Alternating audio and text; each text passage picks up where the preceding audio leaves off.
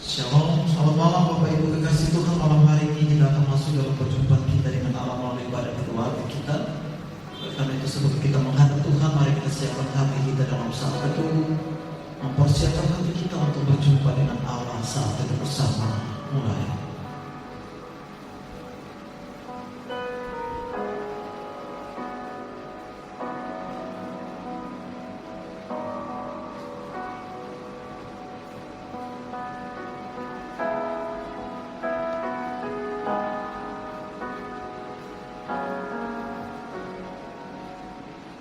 Selesai. Kita menghadap Tuhan dengan bersama penyanyi dari Kidung Jemaat 15, bait yang pertama dan yang kedua. Kidung Jemaat 15, bait pertama dan yang kedua. Berhimpun semua menghadap Tuhan dan seterusnya.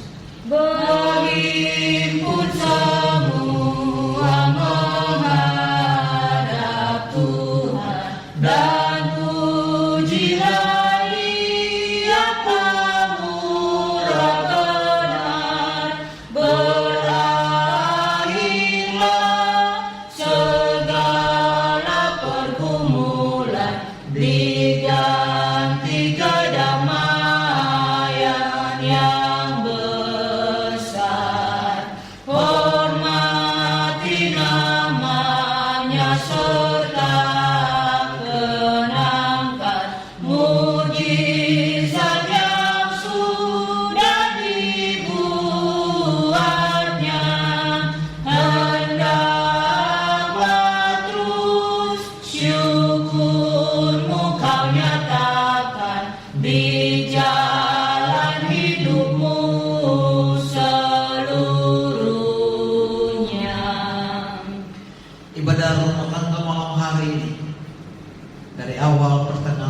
selesai.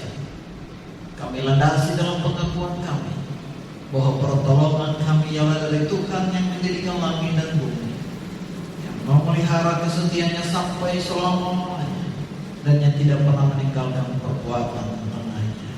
Kasih karunia dan damai sejahtera dari Tuhan kita Yesus Kristus menyertai saudara-saudara sekalian. Amin. Bapak Ibu, kita akan masuk dalam perenungan kita dalam firman Allah malam hari ini. Kita bersama menyanyi dari Kidung Jemaat 51 bait yang pertama dan yang kedua. Kidung Jemaat 51 bait pertama dan yang kedua. Kitab suci hartaku tak ternilai harganya dan yang seterusnya. Kitab suci hartaku tak ternilai hargamu.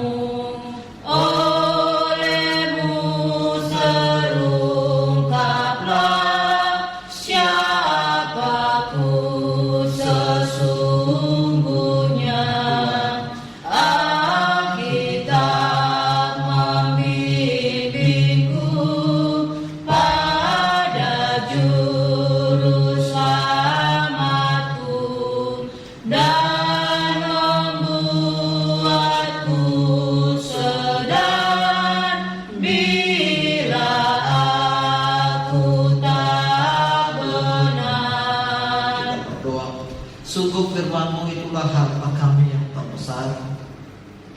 Karena tanpa firman-Mu kami lemah, kami hancur, kami menyimpang, kami tak berdaya.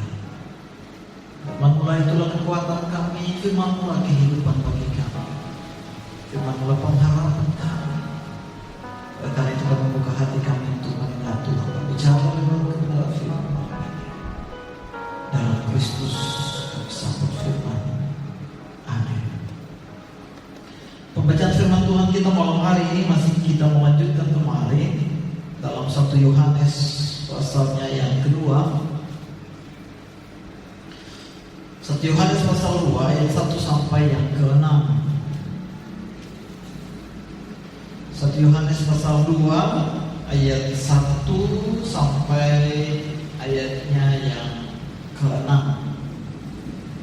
Kemarin kita sudah membahas bagian pertama dari ayat 1 sampai ayat yang ke-10. Maka malam hari ini kita membahas di 1 Yohanes pasal 2 ayat 1 sampai 6. Demikian firman Tuhan, Kristus pengantar kita. Anak-anakku, hal kutuliskan kepada kamu supaya kamu jangan berbuat dosa. Namun jika seorang berbuat dosa, kita mempunyai seorang pengantar pada Bapa, yaitu Yesus Kristus yang adil. Dan Ia adalah pendamaian untuk segala dosa kita, dan bukan untuk dosa kita saja, tetapi juga untuk dosa seluruh dunia. Dan inilah tandanya bahwa kita mengenal Allah, yaitu kalau kita menuruti perintah-perintahnya. Barang siapa berkata untuk mengenal Dia, tetapi ia tidak menuruti perintahnya, ia adalah seorang pendusta, dan di dalamnya tidak ada kebenaran. Tetapi barang siapa menuruti firman-Nya, di dalam orang itu sungguh sudah sempurna kasih Allah. Dengan itulah kita ketahui bahwa kita ada di dalam Dia. Barang siapa mengatakan bahwa ia di dalam Dia, ia wajib hidup sama seperti Kristus telah hidup. Demikianlah firman Tuhan. Terpujilah Tuhan Yesus Kristus. Barang siapa bertelinga, hendaklah ia mendengar. Shalom. Bapak Ibu kasih Tuhan, tema kita malam hari ini masih dalam tema minggu, yaitu makna kebangkitan Kristus, pendamaian dosa segala dunia. Sekali lagi, makna kebangkitan Kristus, pendamaian segala dosa dunia. Dan kalau kita baca di pasal 2 ayat 2 ada berkata, dan Ia adalah pendamaian untuk segala dosa kita, dan bukan untuk dosa kita saja, tetapi juga untuk dosa seluruh dunia. Lihat, Ia, Kristus telah mendamaikan segala dosa kita, dan bukan dosa kita saja, dosa seluruh dunia. Kristus sudah memperdamaikan kita. Kita yang dulu ketika hidup dalam dosa menjadi musuh Allah, kita diperdamaikan oleh Kristus lewat kematian dan kebangkitannya, sehingga kita tidak lagi menjadi musuh Allah, tidak lagi menjadi lawan Allah, tetapi kita menjadi anak-anak Allah. Dulu kita terbelenggu, terpenjara, diperbudak oleh dosa. Sekarang kita diangkat menjadi ahli waris kerajaan Allah. Dulu hidup kita terpisah, terputus dengan Allah karena dosa kita.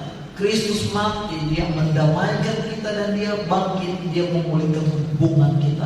Hubungan kita yang putus dipulihkan kembali. Hubungan kita yang rusak, hancur, disatukan kembali.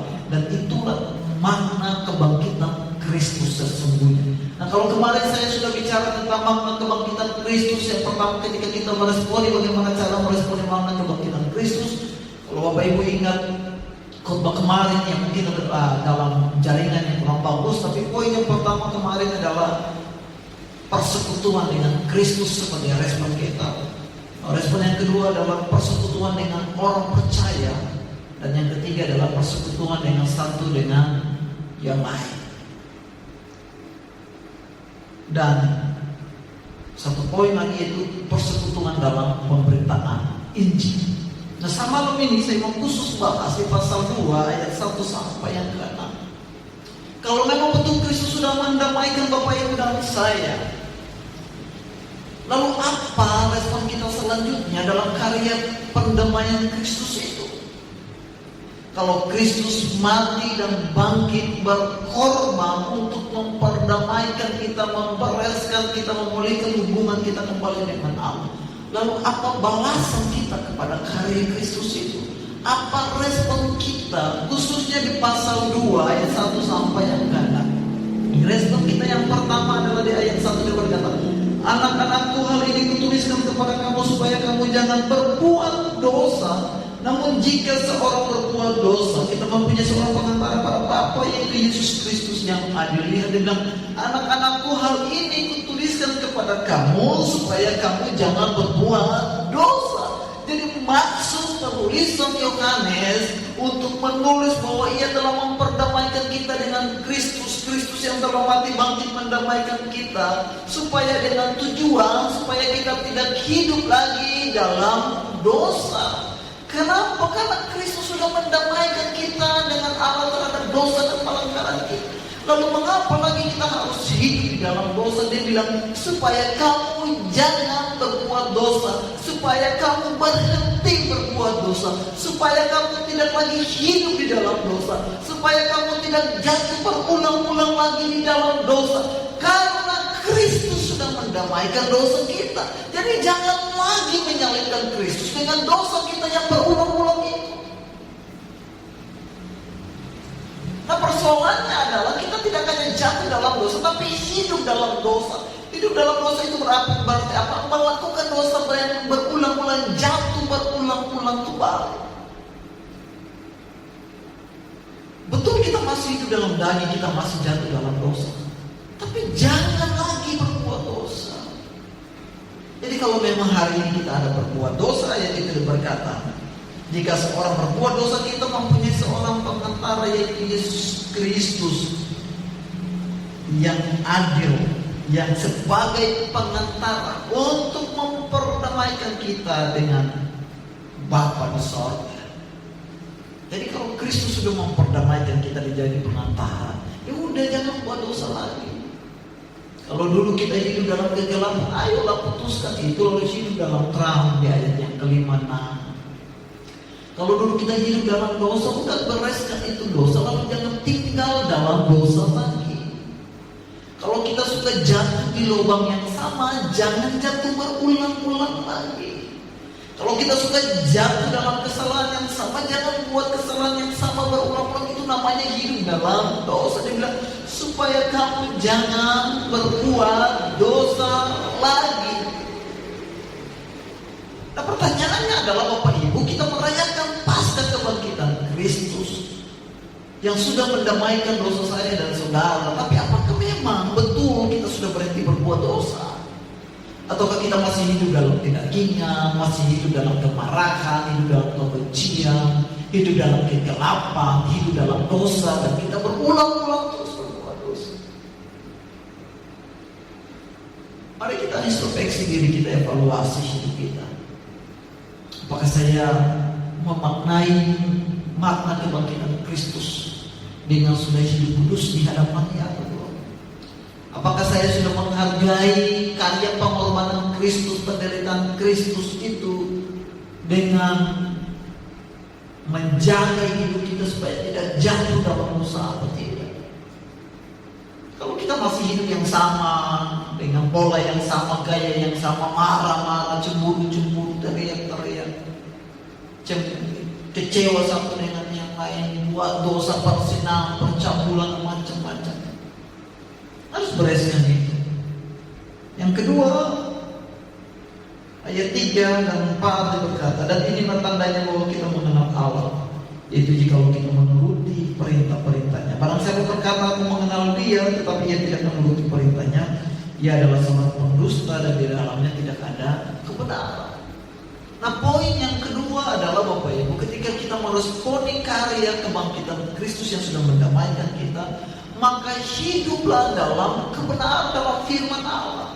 Peneliti hidup dalam kebenaran firman Allah itu berarti kita tidak sekedar baca ini Alkitab, kita tidak sedang sekedar menghafal ini firman Allah atau mengkhotbahkan, menyampaikan kepada orang, tetapi kita harus melakukan perintah-perintahnya. Barang dia bilang begitu, barang siapa berkata bahwa ia mengenal Kristus, ia berada di dalam Dia, tetapi ia tidak menuruti perintah-perintahnya, tidak taat, tidak melakukan firman Allah, ia seorang pendusta, kebenaran tidak ada di dalam Dia. Itulah sebabnya Bapak Ibu kekasih Tuhan, mengapa banyak di antara kita orang percaya, orang Kristen tidak mengalami kuasa firman Allah, karena kita cuma hanya sekedar membaca, hanya sekedar tahu, menghafal ayat-ayat, tahu firman Tuhan, pandai berkhotbah, tapi kita tidak melakukan firman Allah, sehingga kita tidak mengalami kuasa firman Allah. Kalau kita cuma hafal, tahu, iblis juga tahu. Bahkan iblis waktu mencoba Yesus di padang gurun, dia pakai firman Allah. Jika engkau anak Allah, jatuhkanlah dirimu ke bawah, sebab mengenai engkau ada tertulis, lihat, ada tertulis tentang engkau, bahwa ia akan memerintahkan malaikat-malaikatnya untuk menatang engkau supaya kakimu tidak terantuk pada batu. Iblis tahu firman Allah dan dia kutip itu di Mazmur. Iblis saja tahu. Jadi kalau kita sekedar cuma tahu, kita nggak ada bedanya. Makanya Yohanes bilang, kalau engkau tahu firman Allah, engkau tidak melakukan menuruti firman Allah, engkau pendusta, saudara penipu. Tapi kalau dibilang penipu, tersinggung. Kita menipu diri kita, menipu orang lain, menipu Allah. Sehingga kita tidak mengalami kuasa firman. Kenapa? Karena kita cuma hanya sekedar tahu, sekedar mengkhotbahkan, sekedar menyampaikan, sekedar hafal saja, teori saja, tapi tidak melakukan firman Allah. Kita mengalami kuasa firman Allah. Kenapa? Orang yang mau mengalami kuasa firman Allah, orang yang mau mengalami janji-janji firman Allah, orang yang mau mengalami berkat-berkat firman Allah, orang itu harus melakukan firman itu sendiri. Dia harus menghidupi firman itu, bukan sekedar dia hanya memperbaiki itu, bukan sekedar dia tahu firman Allah, hafal ayat-ayat itu, karena iblis juga tahu.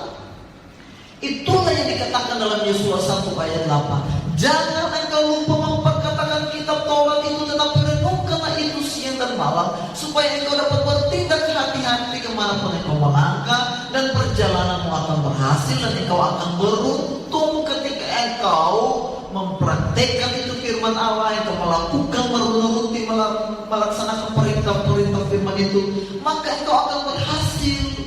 Masuk pasal 1 menggambarkan orang yang melakukan kebenaran firman Allah, yang menuruti perintah-perintahnya itu, ia ibarat seperti pohon yang ditanam di tepi aliran sungai, yang sekalipun datang musim kering ia tidak pernah layu, karena akar-akarnya dekat dengan sumber kehidupannya, itu mata air itu sendiri. Sehingga apa saja yang diperbuatnya berhasil. Nah, kenapa kita tidak berhasil? Kenapa kita tidak beruntung? Kenapa kita tidak mengalami kuasa firman, janji-janji, berkat-berkat firman Tuhan?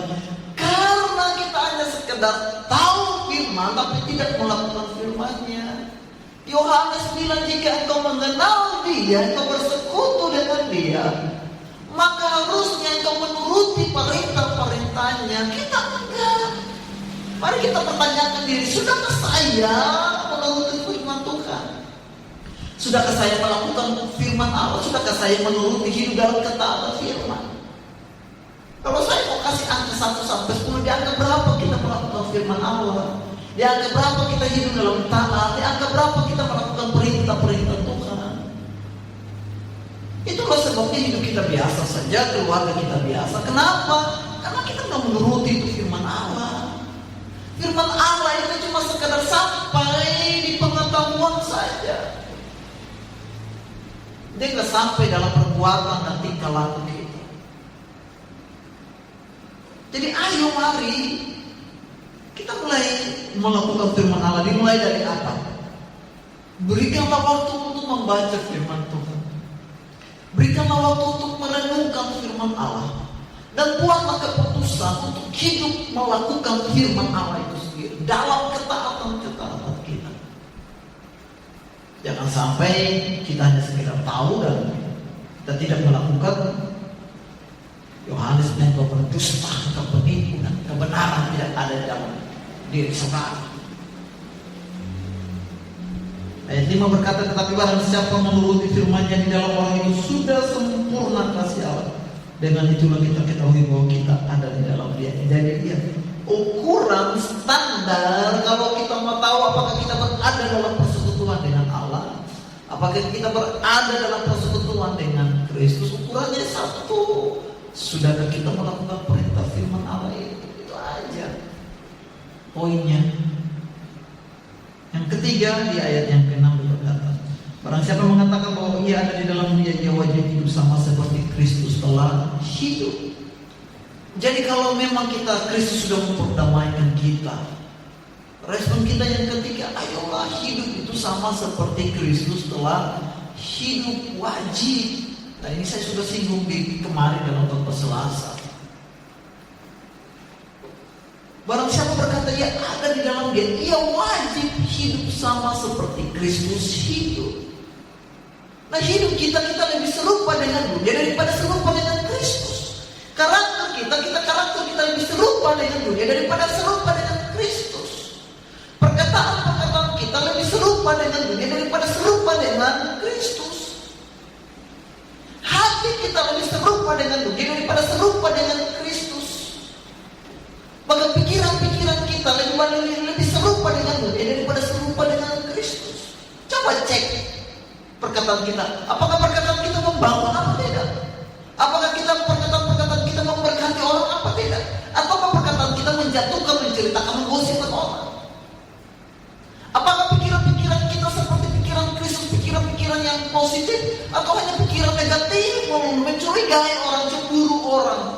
menghakimi orang, menceritakan orang terus. Apakah hati kita sudah sama dengan hati Kristus, hati yang penuh dengan balas kasihan, atau hati yang penuh dengan egois, kesombongan, hanya kepentingan diri sendiri? Nanti kalau dibilang baik masuk kamar lagi begitu. Jadi cek kita, harusnya hidup kita sama seperti Kristus itu. Jadi firman Allah itu datang supaya tidak begitu, kan siapa mengatakan bahwa ia ada di dalam dia wajib hidup sama seperti Kristus itu. Jangan perkataan kita perkataan yang canda tapi melukai orang. Perkataan yang dalam candaan tapi menyakiti hati orang. Saudara, kita hidup kita, karakter kita juga sama. Jangan di dalam pelayanan depan gereja orang di luar kelihatan bagus, tapi di rumah teriak-teriak dia. Itu bukan karakter Kristus namanya. Sama kasih kita juga sama dengan seperti kasih. Kasih yang berkorban. Bukan kasih yang hitung-hitungan berapa-apa dikit. Perhitungan.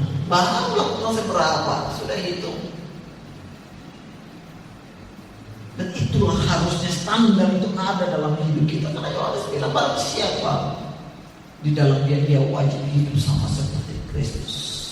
Refleksi kita adalah apakah hidup kita sudah sama seperti Kristus belum? Bahkan kebiasaan kita sama seperti kebiasaan Kristus.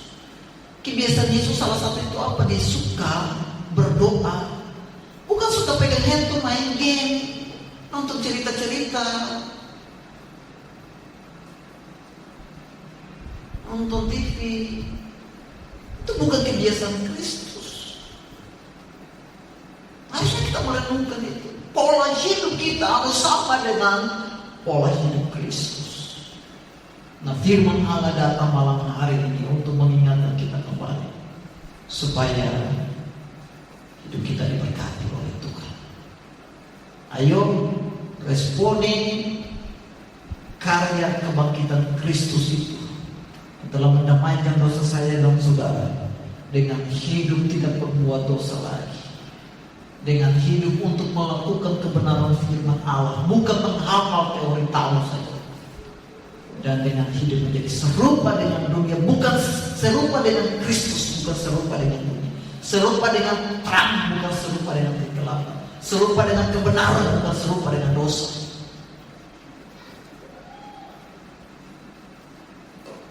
Sehingga kita tidak bisa lagi berdusta atau penipu, tetapi kasih Allah telah sempurna dalam hidup kita. Doa saya kiranya firman Allah yang diberitakan malam hari ini menegur kita, menasihati kita, mengingat kita supaya kita merespon iman kebangkitan Kristus dengan hidup benar di hadapan Allah. Tuhan Yesus memberkati kita. Amin. Mari kita tunduk kepala kita di hadapan Tuhan. Kita mau tutup Alkitab kita dan sejenak kita renungkan kebenaran firman Allah. Yohanes berkata, anak-anakku, hal ini kutuliskan kepadamu dengan maksud supaya kamu jangan berbuat dosa lagi. Adakah di antara kita sampai hari ini masih hidup dalam dosa, hidup dalam kedagingan, hidup dalam percampuran, hidup dalam persenahan, hidup dalam kemarahan, hidup dalam kekecewaan, hidup dalam kepahitan, hidup dalam kebencian? Bereskan itu, karena kita punya pengantara yang telah mendamaikan kita dengan Bapa di surga. Katakan, Tuhan, saya mau berhenti berbuat dosa. Tuhan, saya nggak mau marah-marah lagi. Saya nggak mau cemburu-cemburu lagi. Saya nggak mau ngambek-ngambek lagi. Saya nggak mau kecewa lagi. Saya nggak mau pikiran negatif lagi. Katakan tidak terhadap dosa. Dan buat komitmen untuk hidup melakukan firman Tuhan, supaya alamilah kuasa firman itu dalam hidup kita. Alamilah janji-janji firman itu dalam hidup kita. Alamilah berkat-berkat firman itu dalam hidup kita. Supaya perjalanan berhasil beruntung untuk kata Yesus. Lakukan firman Allah, janji hidup kita. Sudahkah kita taat? Sudahkah kita melakukan? Sudahkah kita setia melakukan itu? Dan yang terakhir, sudahkah hidup kita sepadan, serupa, segambar dengan Dia? Atau hidup kita serupa dengan dunia? Kalau kita serupa dengan dunia, ubahlah, buatlah keputusan Tuhan. Aku mau menjadi serupa denganmu. Bapak di surga, berdoa Tuhan buat setiap jemaatnya sudah membangun kuat komitmen. Mampukan mereka dalam Kristus sehingga mereka boleh bertumbuh menuju kepada serupa dengan Kristus. Mampukan mereka untuk hidup dalam kebenaran firman, melakukan firman ini, dan mampukan kami untuk berkata tidak terhadap dosa. Tolong kami Tuhan, menaikkan sifat kami secara khusus berdoa bagi jemaat dalam keadaan sakit Ibu Yeri Semenjutang yang sedang berada di rumah sakit Tuhan, dalam keadaan sakit lemahnya apapun yang ia sedang alami. Di dalam Kristus Yesus Allah hadir, Allah jamah, Allah sembuhkan, Allah pulihkan. Kuasa kebangkitan firman, kuasa kebangkitan Kristus, kuasa firman itu mampu menjawab dan bukan membiarkan. Di dalam Kristus Yesus Allah jamah kesembuhan. Begitu juga dengan kebenaran itu jamah sembuhkan, pulihkan dalam Kristus Yesus. Allah berkarya, ya Allah bekerja. Saudara-saudara kami, saudara Kristian, Pak Henry Tembur, Pak Dewi semua Tuhan, atau di antara kami dan sedang mengalami kesehatan fisik kekurangan, jamah sembuh pulihkan. Kami yang dalam persoalan ekonomi, Tuhan cukupi kebutuhan makan minum pakaian. Kami yang sedang bergumul dengan dosa, kami Tuhan mampukan kami sehingga kami keluar dari dosa-dosa kelemahan kami. Kami yang sedang mengalami hubungan yang retak dalam rumah tangga, Allah pulihkan hubungan suami istri, orang tua, anak Tuhan pulihkan. Yang sedang mencari pekerjaan bagi anak-anak muda kami, Tuhan berkati pekerjaan mereka, berikan pekerjaan yang terbaik bagi mereka, sehingga mereka boleh memperoleh masa depan mereka dalam pekerjaan Tuhan mereka. Yang sedang membangun usaha bisnis pekerjaan, Tuhan berkati dan buat berhasil di dalam Kristus Yesus Tuhan.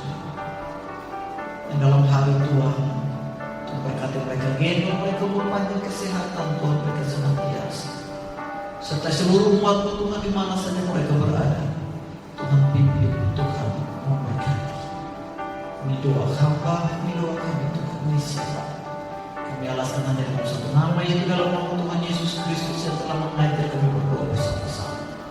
Bapa kami yang di surga, dikuduskanlah nama-Mu, datanglah kerajaan, jadilah kehendak-Mu di bumi seperti di surga. Berikanlah kami pada hari ini makanan kami yang secukupnya, dan ampunilah kami atas kesalahan kami, seperti kami juga mengampuni orang yang bersalah kepada kami. Dan janganlah bawa kami dalam pencobaan, tapi lepaskan kami dari jahat. Karena Engkau yang punya kerajaan dan kuasa dan kemuliaan sampai selama-lamanya. Amin.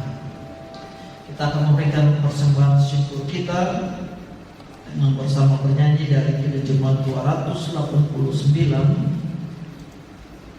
Kidung Jemaat 289 baiknya yang pertama. Tuhan pencipta semesta dan seterusnya. Tuhan pencipta semesta, Kaulah yang maha mulia, sungguh besar karunia yang Kau beri. Kasih-Mu nyata terjelma di sinar surya yang cerah, di sawah dan tuaiannya yang Kau beri. Saya mengundang kita semua untuk berdiri dan kita berdoa bersama. Kita berdoa. Tuhan, Engkau sang pencipta alam semesta, Engkau sang pemilik berkat itu sendiri, yang telah memberkati kami dengan segala kelimpahan berkat jasmani dan rohani. Dan sebagai ungkapan syukur kami akan boleh memberikan persembahan syukur kami. Tuhan memberkati, Tuhan menguduskan, sehingga persembahan ini kerajaan-Mu semakin disebarluaskan.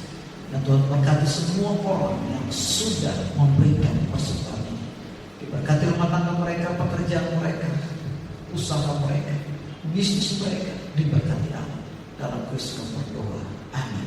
Kita akan mengakhiri ibadah kita malam hari ini dengan bernyanyi dari Kidung Jemaat 376, baiknya yang pertama. Kidung Jemaat 376, baiknya yang pertama. Dan setelah berkat baik yang kedua, ikuti Kau saja Tuhan, dan yang seterusnya. Ikut Engkau saja Tuhan, jalan damai bagiku. Aku selamat dan sentosa hanya oleh darah-Mu. Aku ingin ikuti Kau dan mengabdi padamu. Dalam Dikau juru selamat, ku bahagia penuh. Saudara yang berkomitmen untuk mengikut Kristus, arahkanlah hati dan pikiranmu kepada Allah. Terimalah berkat Tuhan. Kasih karunia dan damai sejahtera dari Allah Bapa kita, cinta kasih dari Tuhan kita Yesus Kristus, serta persekutuan dengan Roh Kudus, kiranya menuntun, memberkati, menyertai saudara mulai malam ini sampai Maranatha Tuhan datang kembali. Amin. Baiknya yang kedua, ikuti Kau di sengsara. Ikuti Kau di sengsara, karena janji-Mu teguh. Atas kuasa kegelapan, ku menang bersama-Mu. Aku ingin ikuti Kau dan mengabdi padamu. Dalam Dikau juru selamat, ku bahagia penuh. Kita bersaat bersama.